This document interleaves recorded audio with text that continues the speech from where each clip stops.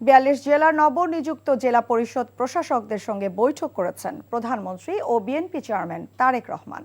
সোমবার রাতে রাজধানীর গুলশানে বিএনপি চেয়ারপারসনের রাজনৈতিক কার্যালয়ে এ মতবিনিময় সভা হয়।